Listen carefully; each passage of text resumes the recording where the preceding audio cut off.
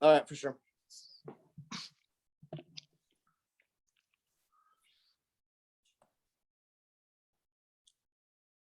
All right, welcome out to the 365 Sports Unlimited episode number 2 of our UFC edition. Right, I have my sidekick here, Val. Val, how you doing? I'm doing great today. Thank you for asking. All right, Val. Well, we were supposed to come on last Sunday, and of course, it was Mother's Day, and so we had to spend time with the family, so we were unable to do it. So this here on Tuesday was for this past Sunday. And we've got a lot to talk about. We did one already. So this is, like I said, episode number 2. And Val was actually at the UFC 262 in Houston. So he kind of went live on 365. We're kind of testing it out to see. We got some ideas that we want to do. I actually enjoyed, Val, what you did. I kind of saw little bits and pieces when you went live, and I really enjoyed it. So we're definitely going to be working on bringing more of that. But before we get started, just kind of your experience. Talk to us a little bit about what was that like? You were there. You saw some good fights. Kind of talk to us a little bit about Saturday's event. Yeah, it was a good fight. We were sitting there pretty close to the ground floor, so we could see, them come out. It was a great, following this last year with all the COVID and all this crazy stuff going on, people are now they're getting excited. They want to come out there. These events got sold out, in the first, I think, few minutes. And it's great to see everybody back. Different atmosphere, different experience for sure than watching it on pay-per-view or TV. You get to see angles a lot on the screen, but then when you're there in person, it's just a completely different experience when they're bouncing around and they're hopping around.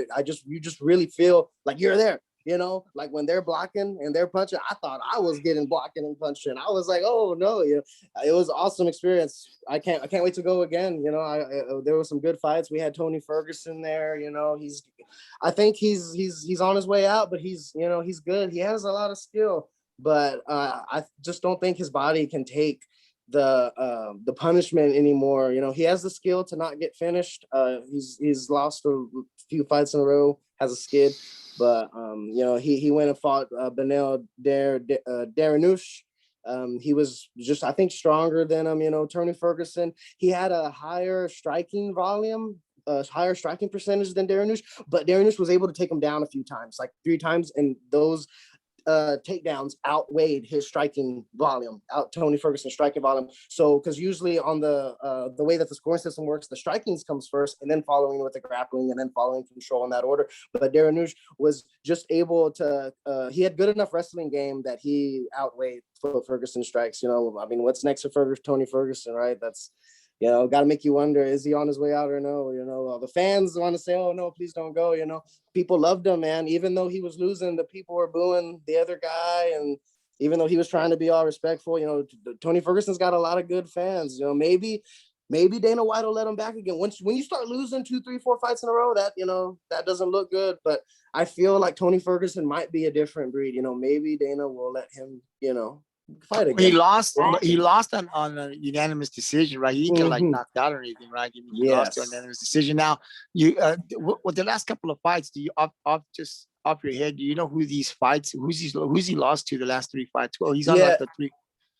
Yeah, 3 fight skid. He has lost to in May 9th, 2020, he fought Justin Gaethje. He lost TKO 5th round. He went the distance with him there. His cardio was good, but Gaethje stronger, faster, each punch, was damaging. Eventually refs saw enough. Last fight, December 2020, it was against Charles Oliveira back in December at the end of the year. Charles Oliveira dominated him. It went a whole 3 rounds and it just didn't look good. Thing about Ferguson is he has an active guard, and I love that about him. And that's what I saw against him in this last fight too. And with that fight against Charles Oliveira, every time he's on the bottom, you think, oh, he's on the bottom, fight's not going. But then he's throwing up submissions, he's throwing up umapatas, he's throwing up legs, he's throwing up triangles. Same thing with Dariush, but Charles Oliveira was just stronger, faster, one step ahead of him. When Charles got him down, he was really like an octopus. He just gripped him tight, never really allowed him to go anywhere. I think Charles Oliveira put on a more dominant performance against Tony. I think Oliveira won more clearly against Tony. I think Dariush was a little closer, but I guess the rest, because if you look at the fight on paper, Dariush doesn't have as high as a striking percentage, but his wrestling was a little bit more. Yeah. And I think Ferguson. I mean, he's probably done fight. I mean, because these fights, these last couple of fights he's lost, he's fighting against some pretty good fighters who are still up there, right? I mean, they still got big names. They're not washed up. They're still guys that. I mean, so if you're looking at it and say, okay, well, he's losing, but he's losing to some top-notch guys here. So I mean, these guys are still today. They're top of the UFC. So I don't know. We'll see. We'll kind of play it and see where Tony Ferguson. We'll keep an eye on him and see where he goes from there. Let's talk on the main event for 262. So you were there. Tell us what happened. We know who won, but tell us what happened, how you saw it. Yeah, I'll just give a brief little deal here. It was a great fight. Charles Oliveira, Michael Chandler. A lot of people didn't know. If you follow UFC and don't follow other organizations, Michael Chandler might be a new name, or but he's done a lot of good stuff outside the UFC. Dana White, love him or hate him, but he knows how to do it. I mean, yeah, they have matchmakers, but Dana White calls a lot of the shots, and I think he gave Chandler a good opportunity, even though Chandler lost. Still justified in Dana's eyes, right? Because a lot of people maybe did not know him, but he's accomplished this and that over there on other. He was a champion in a different organization, so he up there. He lost that fight. Now Dana White offered him to come fight Dan Hooker, who's no pushover either. So he knocked him out then, securing a title shot. Now I don't think that necessarily secured it, but what I had read, Dana said, hey, the opportunity was there, and Michael Chandler took it. Basically, Dana said Michael Chandler did not have Dana White privilege. At least that's what he said. But he said, hey, he was there. He stepped up, and that's what Dana likes. If you step up, And even though Michael Chandler lost, I think that he was still a good choice. He was a good opportunity. He had a strength advantage. I knew. That's why I had said it in live that Michael Chandler was going to have a strength advantage. We know he was going to be pressing forward. We knew he was going to be aggressive. We knew he was going to try to take control. If I knew that if he could land a lot of hits on Oliveira with precision, Oliveira would have to do something else. He would have to read him, figure out this puzzle that's in front of him. But Oliveira's good at that. He finds a way to win. He might be this skinny, lanky guy, but he's a warrior. He's tough. He's Brazilian. I knew that it could be possible for Oliveira to get a knockout of his own, which is what we saw, because he has two. I don't think I had said it on the video, but Oliveira has a couple of key TKOs, and before he was known as the submission guy. So now it's like, oh, he has a lot of submissions. Now he's gonna be punching now, and sure enough, he caught it. I think pretty much to sum it up, I think the first round, Chandler did come out aggressive. Oliveira felt the power. He said, I got to do something. He felt it ready. So I think Chandler got adjusted to that. Chandler maybe got in the mindset in round one. He said, okay, I got through the round one. I can take his hits. He can take mine. I'm going to go in there again. So in round two, he just came out there again. And then Oliveira with the counter. And then he just really caught. Michael Chandler even said after the fight, he said, he just caught me. He said, Michael Chandler himself said he bobbed when he should have weaved, or weaved when he should have bobbed. I think anybody could have won that night. I think Michael Chandler could have won that night, but it was Charles Oliveira's night. He surprised a lot of people. Some experts were picking Chandler over Oliveira. It's always a tough pick, but yeah. Well, like I said, Chandler had him in the first round. I mean, he pretty much came out, and then but that's just the way it happens. We'll see what happens with Michael Chandler moving forward. Any other fights worth talking about here UFC 262 before we move on? Well, there was one fight. I'm not sure if I don't know if you'll be into it. There was a weird knockout, and we've seen 1,000 fights. You don't ever see knockouts this crazy. It was against Shane Burgos and Edson Barboza. Shane Burgos, he's from USA. Tough guy, real tough kid. He surprised me. I had read an article on him. What happened is the fight was stopped in the third round. Barboza hit him, and he had like a late delay, and it made the articles and stuff. And the doctors were already putting up YouTube videos right away about it, and people were like, "Well, what happened?" Because Shane Burgos and Barboza were duking it out, right? All of a sudden, Barboza hits hits Burgos, and then about a second or two later, it's almost like a delay, like his body felt it, and it's almost, and some doctors were saying that the science behind it, when you get hit, when all that electricity builds up in your head, and that's what causes a knockout. They said that his body was to that point, like scientifically, his body was to that point, but his willpower was so strong that he was able to stand up. But then he started bobbing his head. Shane Burgos bobbed his head after he took the hit. The doctors think that's maybe what caused the legs to give out, because he was just on the brink of knockout. So I thought that was fun. I thought that was a little fun little trivia fact thing, because his willpower was so strong that he was able to be on his feet. But the doctor said that he was bobbing his head after he got hit, maybe to try to like evade, because he was still in the fight. But they think that movement was just enough for him for the knockout to happen, because he had got hit and he was trying to power through it. I just thought that, good willpower on Shane Burgos, and you don't ever see, I've seen 1,000 fights, and that was like a delayed knockout, and it was interesting. And to be there, that's pretty good. Awesome. So yeah. How good, Val, is Barboza? Barboza is good. He's fast. He's technical. I mean, this guy has it all. Shane Burgos, I knew was going to be tough, because I seen Shane Burgos before, and he has this grittiness toward him. He has this toughness towards him. Like I said, the willpower. I just think Barboza a little bit more technical. Barboza had a higher strike volume. Barboza was coming out first, for sure. He had more shots off of than Burgos. Had the fight stayed the same, Burgos would have been looking at a decision loss, but he got clipped with Barboza. So Burgos would have had, I think Burgos was losing that fight on paper. I think he would have had to do something crazy at the last third round, but he ended up getting tagged.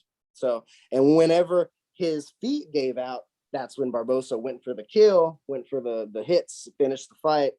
I mean, think about him as with Edson Barboza. He's Brazilian, man, and those Brazilians are tough. A lot of people are like, oh man, Brazilians all over the UFC. Well, for good reason. They're very dedicated, very, very heartfelt fighters. They fight over there in Brazil like how we do football and stuff over here. It's big in Brazil. A lot of heart, nothing but respect for Edson Barboza, nothing but respect for Shane Burgos. Shane Burgos said he's gonna be back. He said he's fine. It may have looked weird, but Burgos said he's fine. Barboza, he's gonna be looking to move up the ladder. It was a featherweight fight, so maybe we'll see what happens with these guys. We're gonna keep track, because I think we're gonna be hearing about Barboza here. He's fast, man. Continuing. Now let's move over to UFC 263. So this is the one that we talked about in episode 1, right? So this will take place on Saturday, June 12th, right? So it's coming up. And I've been talking to people, and I said, listen, we're going to put on the 365, right? About a week or so, week and a half or so. We're going to put up your predictions. Who you think on this main card? Who's going to, who do you think is going to come up victorious? I'm going to do the same thing. Of course, you're more knowledgeable in UFC. I'm still learning, but anything that's been happening since the last time we came with these two main eventers, or anything else, any of the other guys, because I know that they added, I think, Nate Diaz, Edwards. I think they're now been added to the card. So let's talk about 263. Let's start with the main card. Anything that's been going on with these two guys? Any smack talk? Anything going on?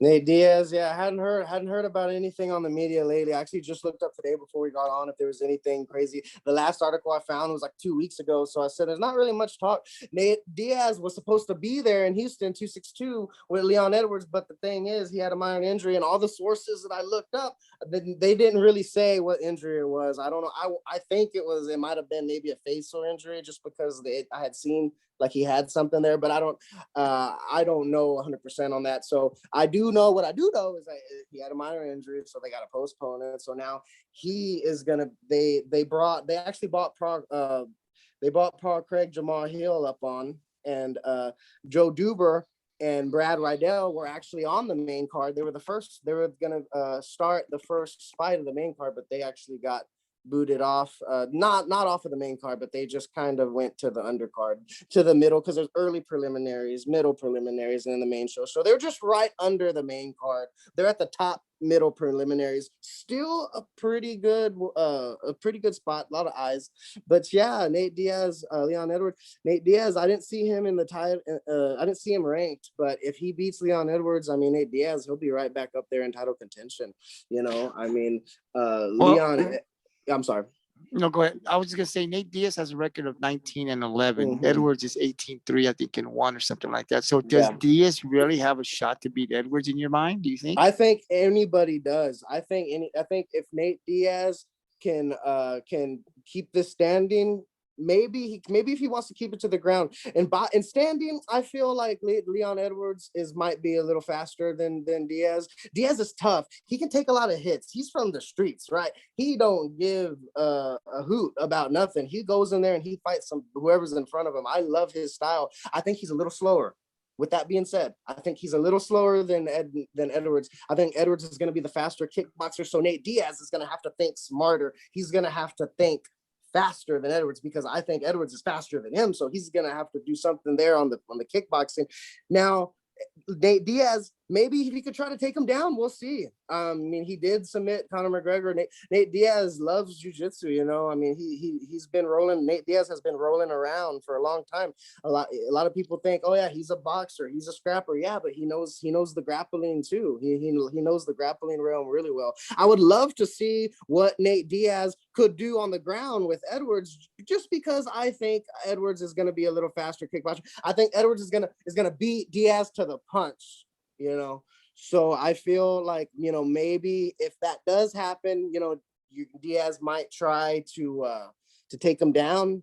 I mean, anybody has a puncher's chance when they're standing up. I think Diaz could even catch him, and I don't mean that in a way like puncher's chance, like, oh, he isn't good. No, Nate Diaz is awesome. He's good. But I just think Edwards is going to be faster, more technical kickboxer. I see Leon Edwards hitting him first, and Nate would have to try to counter. So I guess, I think if he has a chance, I would say not too much standing up, maybe on the ground. I mean, anybody who watches these two guys I would say, you got to think Edwards is going to be the more technical kickboxer. I think Nick Diaz is just going to be gritty, bite down on his mouthpiece and move forward. I mean, he'll try to kickbox him if he can. I've been watching Nate a long time. I think he likes to scrap more than the jiu-jitsu, but he loves jiu-jitsu too. So I think he'll try to kickbox with Edwards first. Nate Diaz's history. What is he going to do? I think Nate Diaz is going to try to kickbox him. If it works, it works. If he starts getting lit up, if he starts getting tagged by Edwards, I would like to see, what he can do with the takedown. Maybe. Well, this is all going to take place June 12th. So of course we've got a few more weeks to be able to break these fights down. The UFC 263 is up next, and so of course we've got a few more weeks where we're going to be breaking these fights down. It's going to be good, and of course we come back. We'll be back Sunday. This upcoming Sunday to talk again about these fights, and if anything should come up, any injuries, any smack talk, anything, of course, we talk about that and hype this fight up as much as we can. This 263, I think, is going to be good. I've been reading up on it, Val, pretty much every week, every notification that I get. I've been getting kind of into this UFC now. Getting to know these guys. So it's becoming very interesting. And so it's going to be really good. I can't wait for this fight. Then, of course, we jump into the 264, and that's scheduled for Saturday, July 10th. And, of course, the main event there is Poirier and McGregor, right? So let's talk a little bit about these guys. Anything that's been developing since the last time we talked about these two guys? Yeah, well, McGregor, he's always talking, he's always saying something. I had read somewhere that they think they want Chael Sonnen. He's a pretty big name podcast guy. He does. He's been an old fighter. He was talking about maybe Conor McGregor should fight Jorge Masvidal for the BMF title, since they're both coming off losses. That might, but I thought that was a pretty interesting deal. I don't know. I don't think anything's been confirmed, but I think it was just an idea. He threw it out there. With Conor, he's always talking stuff. He had just donated to a charity And I think the only smack talk that I've known is from a couple of weeks ago. They were talking about how Conor McGregor did coming off of his last fight, the TKO against Dustin, that Conor McGregor owed, well, not owed, but he was gonna do a donation for $500,000 to Dustin's charity. But then Dustin said, "Hey man, you never did it." So Conor was like, "Hey, well, you never sent something or something." And they just went back and forth. McGregor ended up donating $500,000 to some children's. I think it was I don't know if it was a Boys and Girls Club or something like that in Louisiana, and it was in Dustin's, like, I think, hometown or something. So Dustin was real. There was no bad blood there. Dustin was very appreciative. He was actually appreciative. I don't know if it was supposed to be sarcastic, but he texted McGregor, and I had saw the tweet and stuff, and he said, "Hey, thanks for donating that to those kids," because even though it wasn't his organization, and as that's what they were saying, from what I understood, that he was supposed to donate to his, but he ended up donating to somebody else. Poirier actually tweeted to Dustin and said, Poirier actually tweeted to Conor, sorry, and said, "Hey, I think you changed a lot of kids' lives.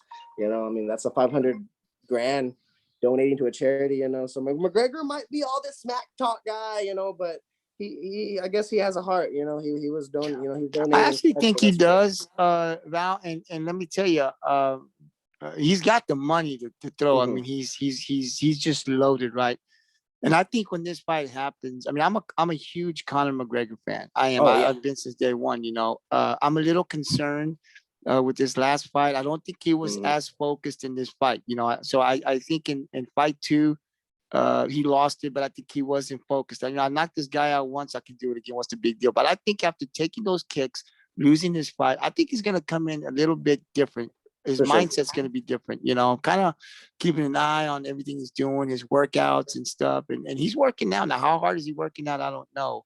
But when a guy like Dustin gets a win, it's huge for a guy like that, because if you come in this third fight with some confidence, right? I know I can beat this guy now. So he's probably not as bad as maybe I thought he was at the beginning, right? So Conor's going to have to come back and refocus.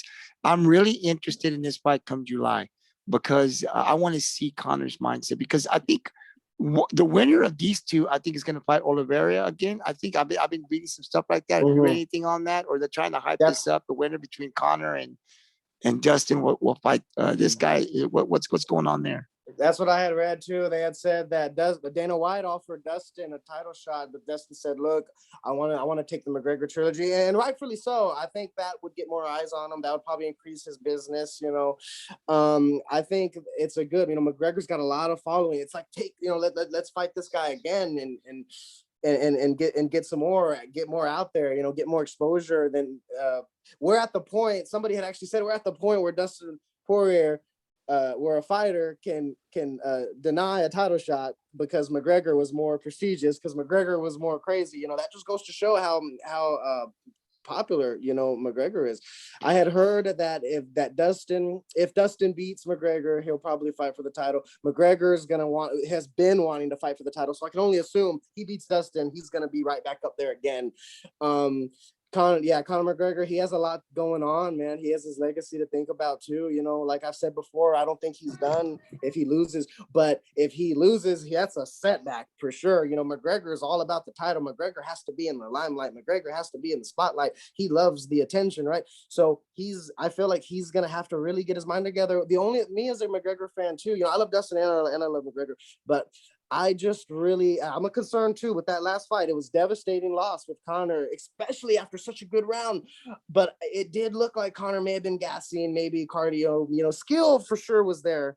But maybe people start asking questions. Well, maybe what if Conor had more time to train? What if Conor maybe didn't do this or that? Well, now Conor has more time to train, and now it's like, oh, how is he gonna do this now? Is that enough to come back, readjust, and take on Dustin again?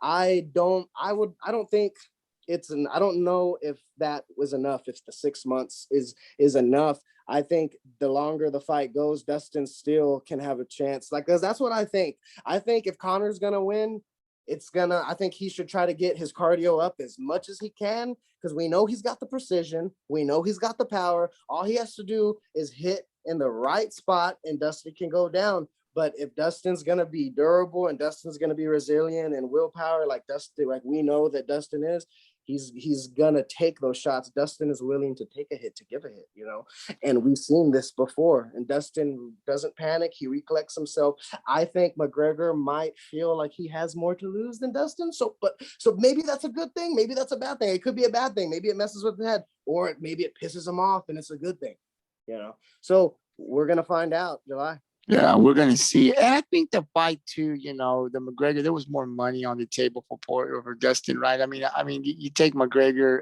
the title fight's good, but you know, there's more money there. And maybe Dustin feels like, hey man, I have some unfinished business. I mean, because if he can beat Conor, like you said, if he can beat Conor twice, you know, it says a lot for him. So that title shot's still going to be there. So obviously Dustin and his camp feels like they've got a really good shot to beat Conor in this fight, right? Because otherwise he wouldn't have taken it. Most people will take the title fight, right? For Because sure. if he loses, you know, it kind of gives him a little setback. He's not done, right? But it does set him back a little bit. So I'm telling you, this fight with Dustin, this fight with Conor, the second fight, you know, Dustin, that's a lot of confidence going into the third fight. So I think he's going to have to come back really refocused. Mhm. You're talking about his cardio, because I don't think Dustin has any fear.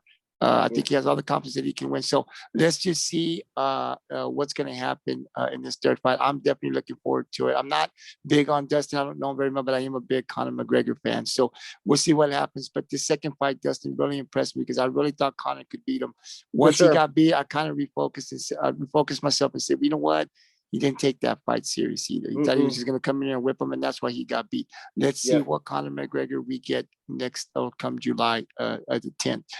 There was also another fight on that card, on that Dustin Conor fight. Let's talk about Gilbert Burns, Stephen Thompson. What do you know about these guys? Man, that one's gonna be awesome. You know, Stephen Thompson, Wonder Boy, guy's tall. He's got a lot of the guy's tall. He's got a lot of perception too. He's very perceptive. He's aware of his surroundings, Wonder Boy, and he figures you out. You know, I think Wonder Boy's a counter fighter. He's okay, you know, circling off. You know, I don't really like fighters that circle off too much because sometimes they just circle off, they can get caught or they're just running away. But Thompson, he's a counter fighter that hits back and he does get the job done. Even though Wonder Boy is stepping back, you know, I've seen him throw some shots and hit the counter. That's the way it's supposed to be. Guy's fast. I've seen him come back. He had fought for a title against Tyron Woodley, I believe. I think he had lost that one, but then he's coming back around. Now taking on Gilbert Burns. And what we saw from Gilbert Burns is Gilbert Burns fought Tyron Woodley and beat him. And he had to beat him. Then Burns had fought Usman, but he wasn't enough. You know, Usman's a different breed. Usman was a different level. But Gilbert Burns is fast and he's strong and he has a lot of resilience too. He's got a lot of durability. He's a good kickboxer. I definitely see. It's almost like when you know these fighters, you kind of can see what they might do. I know Wonder Boy. I feel like he's gonna be the counter for sure. He's gonna be countering. I think Gilbert Burns is gonna come in hot. He's gonna come in down the middle, and he's gonna be very aggressive. So I think Wonder Boy gonna maybe look for the counter right away. So I think Gilbert Burns is going to come in fast. He's very, very fast fighter, very strong. I thought he had a shot against Usman, but Usman showed that, hey, you know, I'm conditioned better. I know I can technique. You know, he basically outscored Gilbert Burns, and then I think he was outscoring him, and then he finished the fight. So, but that's impressive that Usman was able to do that because Burns was really good. So now he's going to fight Stephen Thompson. I think we're gonna have Burns gonna come out aggressive. We got Stephen Thompson gonna be maybe try to circle off, try to figure if he can maybe piece them apart as the fight goes on. You know, I definitely see Gilbert pushing Wonder Boy into the fence, and we're gonna see some fireworks there for sure. That sounds good. Wonder Boy to be the counter fighter. You know, if you watch his fights, he is a counter fighter. Wow, that's going to be awesome. Well, you know, come Sunday, we are going to be breaking down more of these fights for the 263, 264. So we've kind of talked about the main event here. We'll be back, 365 Sports Unlimited UFC edition. We'll be back this Sunday. We'll see if there's any updates on these 263, 264 main events, if there's any smack talk and any injuries, anything that needs to be reported. But we'll also be breaking down some of the other cards, some of the other fight cards that'll be on these fights. I know there's a lot I read up on them. There's some up and coming guys that Val will be able to break down, let us know what we need to know about these guys. So that'll be coming up on Sunday. And any other developing stories, right, that come up. That's what Val's here for. I really enjoyed, Val, the fact that you went live. I think that's going to be good for us. So the next time you go up there, I have some ideas on things that we can do.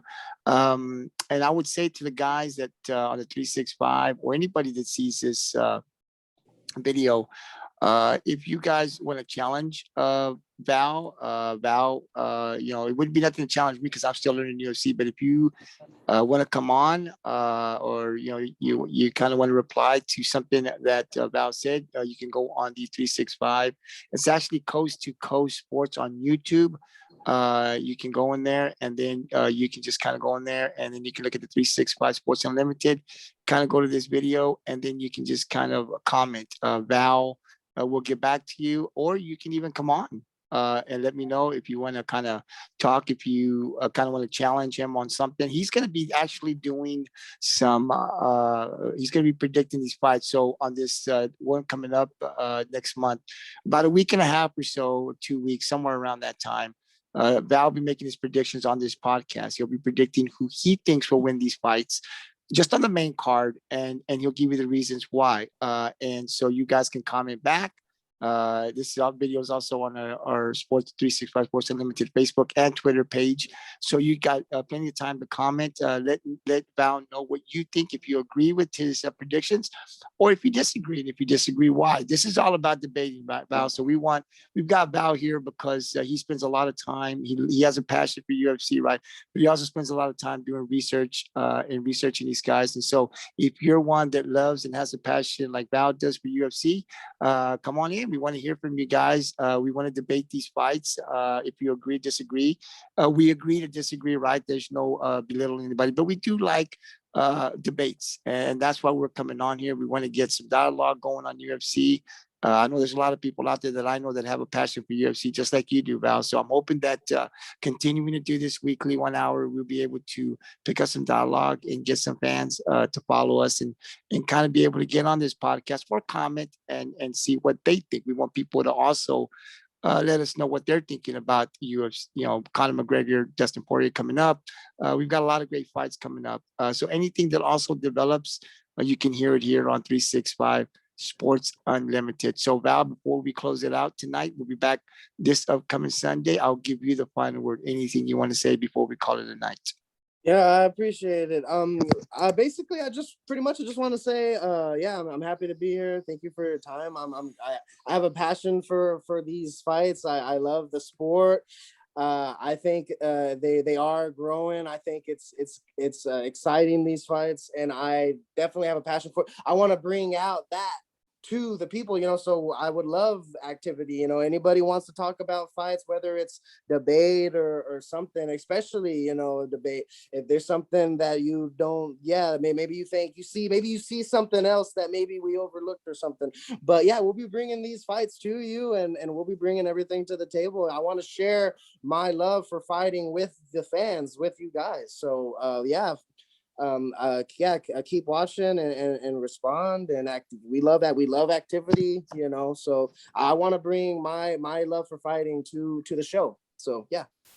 Absolutely. And here at the 365 Sports Unlimited on this edition of the UFC, right, we've got a lot of ideas. I want to thank you, Val, for coming in here, because a lot of people have been telling me, when are you going to do this? When are you going to bring up UFC? We talk a lot about basketball. Of course, we talk the NFL up in here. We talk college football. But, boxing and UFC has kind of been the forgotten sport, right? And so I'm like, well, I kind of watch the big fights, Conor, but I really don't know a lot about the other fights. So when I was able to connect with you and you told me about the passion, I said, man, this is the guy that needs to come on to 365. And bring his knowledge up here, and of course we're trying to get followers. We're trying to get people to engage in the conversations that we have. We've still got maybe 2.5 weeks, 3 weeks to the next big fight, and then of course Dustin and we're still a little ways off. So we've got plenty of time for people to comment on these fights, to be able to come on if they want to onto the show. All you got to do is send me an email to Coast to Coast. It's Coast, COAST, the number 2. Again, Coast at hotmail.com. Just send me an email with your name. Let me know you want to come on, or if you have a question for Val and you don't want to actually interact with them, but you've got a question, again, send that question with your name to Coast Sports at hotmail.com. I'll print it out. I'll ask for you. I'll ask Val the question. If there's something that you want to know, you want to kind of get into his head and see what he's thinking, you can do it that way as well if you don't want to come on or make a comment. So there's many ways you can communicate with Val here on the 365. So we're looking forward to that, Val. I will see you on Sunday, just a few days away. And I'm looking forward to talking more UFC, Val. So until then, man, have a great night. Yeah. And I will see you on Sunday. I will see you on Sunday. Thank you. Have a good day. All right.